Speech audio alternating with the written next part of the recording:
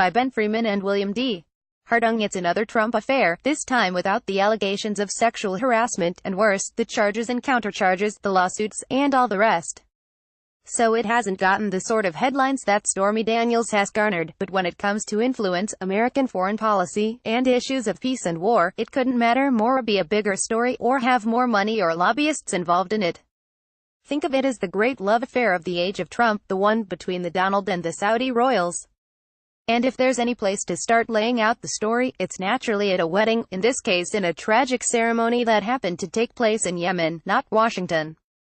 On Sunday, April 22, planes from a Saudi Arabian-led coalition dropped 2 bombs on a wedding in Yemen. The groom was injured, the bride killed, along with at least 32 other civilians, many of them children. In response, the Saudis didn't admit fault or express condolences to the victims' families. Instead, they emphasized that their coalition continues to take all the precautionary and preventative measures to avoid civilian casualties in Yemen. This disconnect between Saudi rhetoric and the realities on the ground isn't an anomaly, it's been the norm. For 4 years, the Saudis and their allies have been conducting airstrikes with reckless abandon there, contributing to a staggering civilian death toll that now reportedly tops 10,000. The Saudis and their close ally, the United Arab Emirates (UAE), have repeatedly reassured American policymakers that they're doing everything imaginable to prevent civilian casualties, only to launch yet more airstrikes against civilian targets, including schools, hospitals, funerals, and marketplaces. For example, last May when Donald Trump landed in Saudi Arabia on his first overseas visits as president, Saudi lobbyists distributed fact sheet about the prodigious efforts of the country's military to reduce civilian casualties in Yemen. 5 days after Trump landed in Riyadh, however, an airstrike killed 24 civilians at a Yemeni market. In December, such strikes killed more than 100 Yemeni civilians in 10 days. The Saudi response, condemning the United Nations for its criticisms of such attacks and then offering yet more empty promises.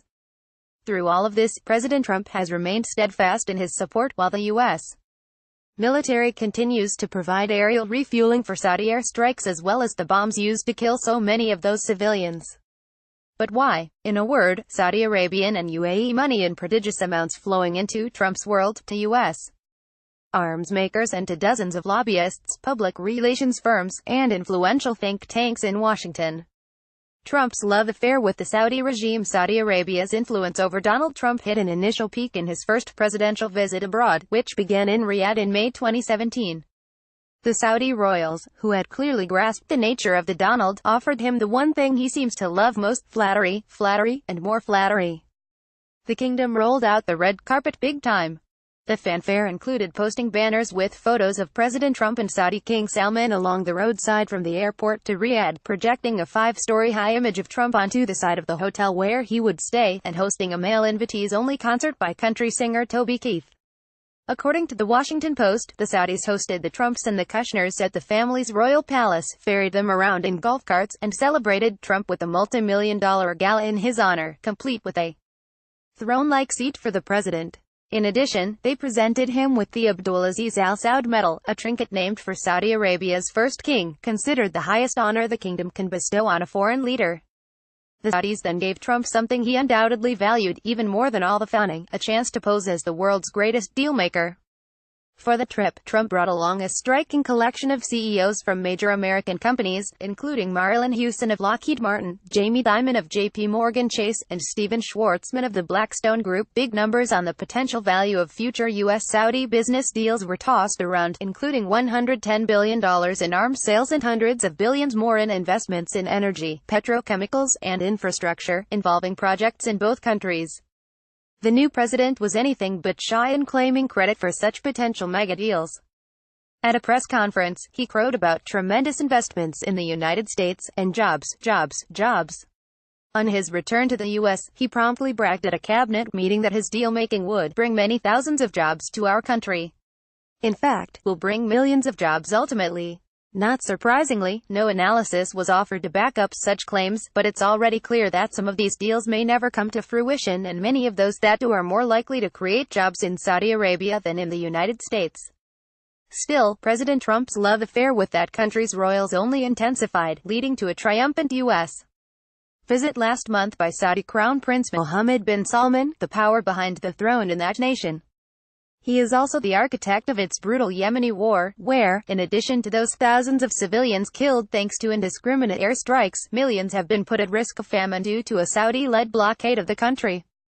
But neither of these activities that Democratic Congressman Ted Lieu has noted look like war crimes, nor Saudi Arabia's abysmal internal human rights record drew a discouraging word from Trump or anyone in his cabinet. First things first, there were business deals to be touted, and so they were. Mohammed bin Salman's visit to the White House took place on the very day that the Senate was considering a bill to end U.S. support for Saudi Arabia's Yemeni bombing campaign. While senators debated the constitutional authority of Congress to declare war and the human rights impact of U.S.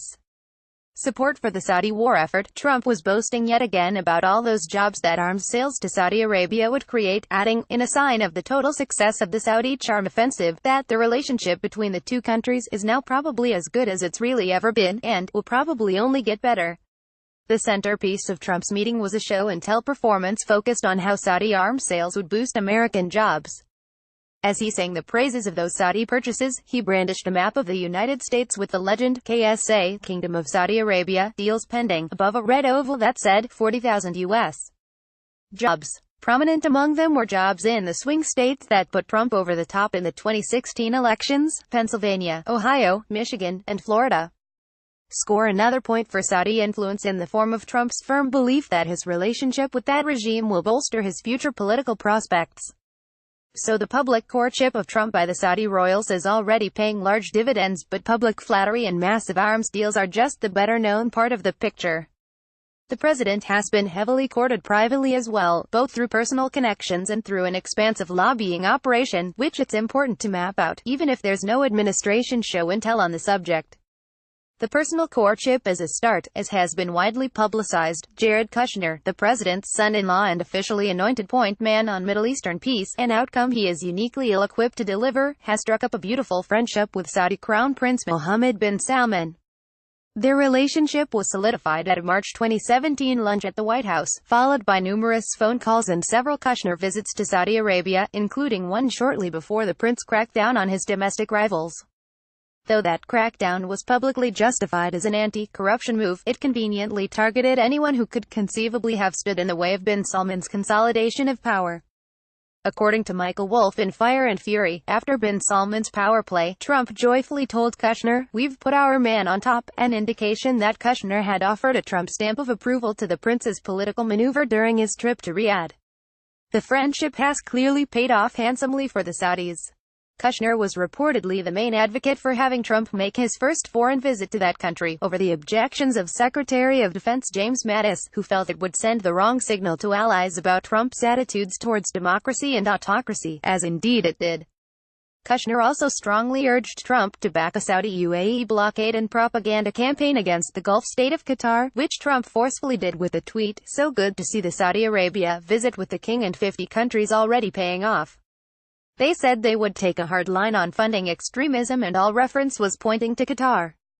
Perhaps this will be the beginning of the end to horror of terrorism. Trump later changed his mind on this issue, after learning that Qatar hosts the largest U.S. military air base in the Middle East and after Qatar launched a PR and lobbying offensive of its own. That small, ultra-wealthy state hired 9 lobbying and public relations firms, including former Attorney General John Ashcroft's, in the 2 months after the Saudi-UAE blockade began, according to filings under the Foreign Agents Registration Act. Most notably, the Qataris agreed to spend $12 billion on U.S. combat aircraft just weeks after Trump's tweet.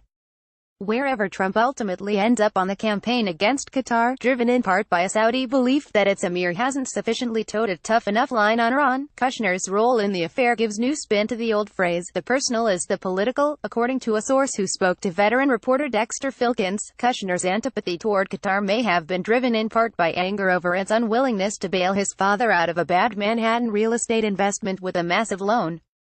Another snapshot of the Saudi-UAE urge to get up close and personal with the Donald lies in the strange case of George Nader, a political operative and senior advisor to the UAE, and Elliot Broidy, who reportedly can get FaceTime with President Trump as needed.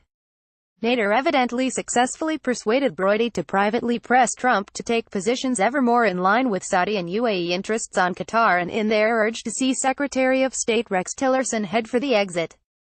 Whether or not Brody's appeals were instrumental in Trump's decisions, he can't be faulted for lack of effort. His exploits underscore how far both countries are willing to go in their efforts to bend U.S. foreign policy to their needs and interests. In his campaign to win over Brody, Nader gave him a cool $2.7 million to fund an anti-Qatar conference sponsored by the Foundation for Defense of Democracies, a sum that was also followed by more than $600,000 in donations for Republican candidates. The keynote speaker at that conference was House Foreign Affairs Committee Chairman Ed Royce, who then crafted a sanctions bill against Qatar and, miracle of miracles, shortly thereafter received a campaign contribution from Brody. Wherever those funds came from, it strains credulity to believe that this was all coincidental. To sweeten the deal, Nader also dangled the prospect of major contracts for Brody's private security firm, Cercinis. One deal with the UAE, for $200 million, has already been sealed, while a Saudi one is in the works. At this point, who knows whether any of this was illegal, but in the world of Washington influence peddling, what's legal is often as scandalous as what's not. The lobbying courtship. If such deep connections between Saudi Arabia and the Trump administration sometimes seem to surface out of nowhere, they all too often stem from an extraordinarily influential, if largely unpublicized, Saudi lobbying and public relations campaign. Following the November election, the Saudis wasted no time in adding more firepower to their already robust influence operation in this country. In less than 3 months before Trump was sworn in as president in January 2017, the Saudis inked contracts with 3 new firms, a Republican-oriented one, the McKeon Group, whose namesake, Howard "Buck" McKeon, is the recently retired chairman of the House Armed Services Committee, the CGCN Group, a firm well connected to conservative Republicans whose clientele also includes Boeing, which sells bombs to Saudi Arabia, and an outfit associated with the Democrats, the Podesta Group, which later dissolved after revelations about its work with Paul Manafort, Trump's former campaign manager, and Russian banks under sanction. Before Trump even made it to Riyadh that May, according to an analysis of Foreign Agents Registration Act records, the Saudis signed contracts with 6 more public relations firms and then added 2 more immediately after severing diplomatic ties with Qatar in early June. All told, in just the first year of the Trump administration, the Saudis spent more than $1 million monthly on more than 24 registered lobbying and public relations outfits. The UAE was not far behind, boasting 18 registered lobbying and public relations firms in 2017, including more than $10 million that year alone that went to just one of them, the Kamstel Group. All this lobbying firepower gave those 2 countries an unparalleled ability to steer U.S. foreign policy on the Middle East. Among other avenues of influence, their campaign included a steady stream of propaganda flowing to policymakers about the war in Yemen. Large foreign lobbies of this sort also enjoy an even more direct path to influence through campaign contributions. While it's illegal for foreign nationals to make such contributions in U.S.